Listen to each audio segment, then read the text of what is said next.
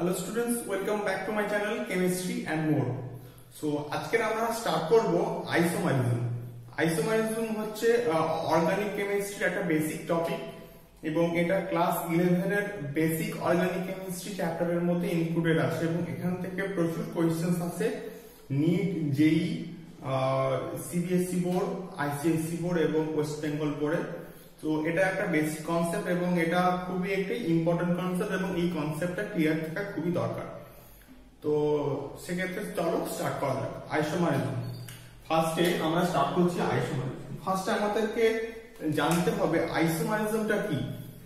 Isomerism হচ্ছে এমন একটা প্রপার্টি যেখানে কিছু কিছু অর্গানিক কম্পাউন্ডের ক্ষেত্রে তাদের কেমিক্যাল কম্বিনেশনটা, দ্যাট ইজ আণবিক সংকেতগুলো একই হয়, কিন্তু তাদের ফিজিক্যাল আর কেমিক্যাল প্রপার্টিজ গুলো ডিফারেন্ট হয়। সেই সমস্ত কম্পাউন্ডগুলোকে আমরা বলবো পরস্পরের আইসোমারিজম।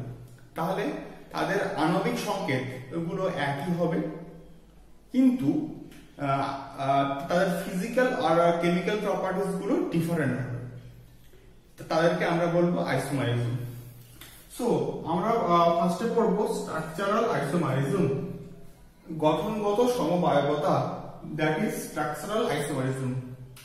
সেক্ষেত্রে স্ট্রাকচারাল আইসোমারিজমের ক্ষেত্রে তিনটে পার্ট আছে, দ্যাট ইজ ফার্স্ট হচ্ছে চেইন আইসোমারিজম, সেকেন্ড হচ্ছে পজিশনাল আইসোমারিজম, থার্ড হচ্ছে ফাংশনাল গ্রুপ আইসোমারিজম। তোমাদের লাস্ট ক্লাসে আমি ফাংশনাল গ্রুপ সম্বন্ধে একদম ক্লিয়ার কনসেপ্টে বুঝিয়েছি, তোমরা জাস্ট ভিডিওটা দেখে নিও। তো আজকে আমরা এই তিনটে আইসোমারিজম করব। ফার্স্টে করব চেইন, তারপরে পজিশনাল, তারপরে করব ফাংশনাল গ্রুপ আইসোমারিজম। তাহলে চলো চেইন আইসোমারিজমটা স্টার্ট করা যাক। সো এখন আমরা ফার্স্ট স্টার্ট করছি চেইন আইসোমারিজম। চেইন আইসোমারিজমের ক্ষেত্রে আমরা ফার্স্টে একটা অর্গানিক কম্বিনেশন লিখছি, দ্যাট ইজ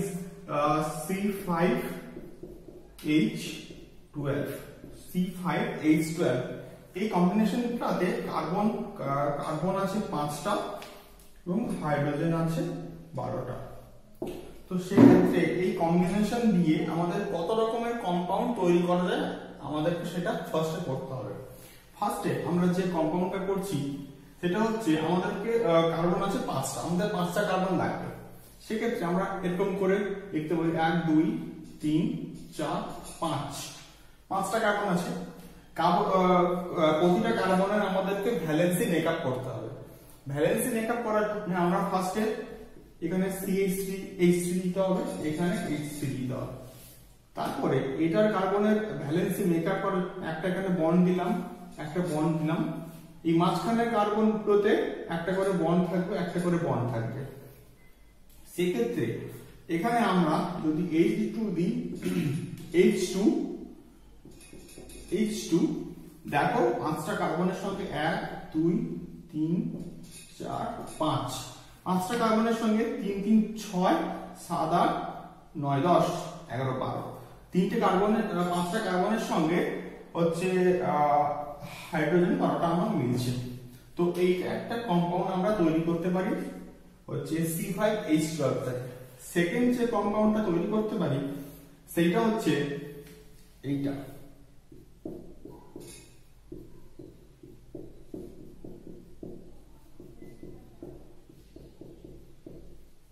এখানেও দেখো 5টা কার্বন 1 2 3 4 5টা কার্বন, তার সঙ্গে 12টা হাইড্রোজেন আছে, 3 3 6 3 9 3 12, 12টা হাইড্রোজেন আছে। তো এইটা একটা কম্পাউন্ড আমরা তৈরি করতে পারি। থার্ড যে কম্পাউন্ডটা আমরা তৈরি করতে পারি সেইটা হচ্ছে এইটা, CH3 CH CH2 CH3। তাহলে এখানেও দেখো 1 2 3 4 5টা কার্বন, তার সঙ্গে হচ্ছে 12টা হাইড্রোজেন পাচ্ছি আমরা। তো সেক্ষেত্রে আমরা এই C5H12 থেকে এই তিনটে কম্পাউন্ড তৈরি করতে পারি। তাহলে ফার্স্ট কম্পাউন্ডটার নাম কি হবে, যেহেতু 5টা কার্বন আছে, N-পেন্টেন। সেকেন্ড কম্পাউন্ডটার নাম কি হবে, নিওপেন্টেন। N pentane. আর থার্ড কম্পাউন্ডটার নাম কি হবে? আইসোপেন্টেন। আইসোপেন্টেন। তো এইটা হচ্ছে আমাদের মেইন চেইন আইসোমারিজমের ফুল কনসেপ্ট। এরপরে আমরা আসবো পজিশনাল আইসোমারিজম। সো এখন আমরা স্টার্ট করছি পজিশনাল আইসোমারিজম।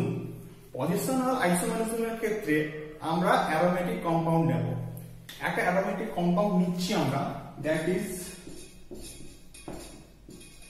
নাইট্রোফেনল। নাইট্রোফেনল। সেক্ষেত্রে আমরা জানি যে অ্যারোমেটিক বেঞ্জিনের ক্ষেত্রে কোনটাকে কি পজিশন বলে?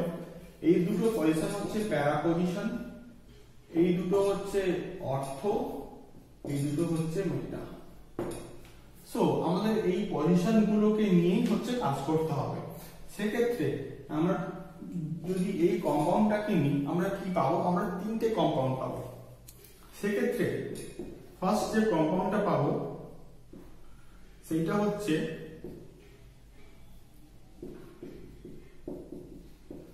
এইটা একটা কম্পাউন্ড পাবো। সেকেন্ড যে পাবো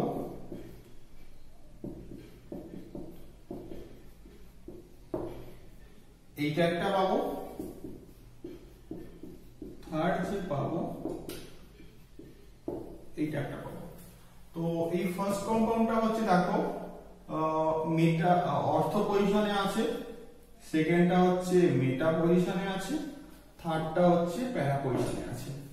তো এখানে দেখো শুধুমাত্র NO2 গ্রুপের পজিশন গুলোই চেঞ্জ হচ্ছে, বাদ বাকি কম্পাউন্ডের কেমিক্যাল কম্বিনেশনটা কিন্তু একদম ঠিক থাকছে, কোনো চেঞ্জ হয়নি। তো সেক্ষেত্রে এটাকে আমরা বলবো পজিশনাল আইসোমারিজম। সেক্ষেত্রে ফার্স্ট কম্পাউন্ডের নাম হবে অর্থো নাইট্রোফেনল, সেকেন্ডটার নাম হবে হচ্ছে মেটা নাইট্রোফেনল, থার্ডটার নাম হবে প্যারা নাইট্রোফেনল।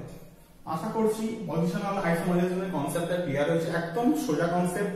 তো এবারে আমরা যাব ফাংশনাল গ্রুপ আইসোমারিজমের ক্ষেত্রে। সো এখন আমরা স্টার্ট করব ফাংশনাল গ্রুপ আইসোমারিজম। তোমাদের লাস্ট ক্লাসে আমি পড়িয়েছি ফাংশনাল গ্রুপ কাকে বলে এবং ফাংশনাল গ্রুপ কি কি ধরনের হয়। সো আজকে আমরা করব functional group isomerism. Functional group আইসোমারিজমের ক্ষেত্রে কি হয়? কেমিক্যাল কম্বিনেশনটা সেম হয়, কিন্তু ফাংশনাল গ্রুপ গুলো জাস্ট চেঞ্জ হয়। তো একটা আমরা এক্সাম্পল নেব। ফার্স্ট এক্সাম্পল হচ্ছে C2H6O। আমরা দেখবো এই কম্পাউন্ডটা থেকে হচ্ছে কত রকমের কম্পাউন্ড তৈরি, এই কেমিক্যাল কম্বিনেশন থেকে কত রকমের অর্গানিক কম্পাউন্ড তৈরি করা যায় ডিফারেন্ট ফাংশনাল গ্রুপস দিয়ে। তো চলো দেখা যাক।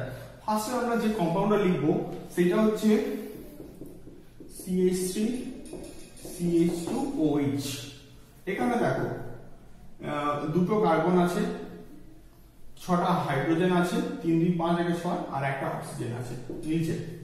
সেকেন্ড আমরা যাব হচ্ছে CH3OCH3।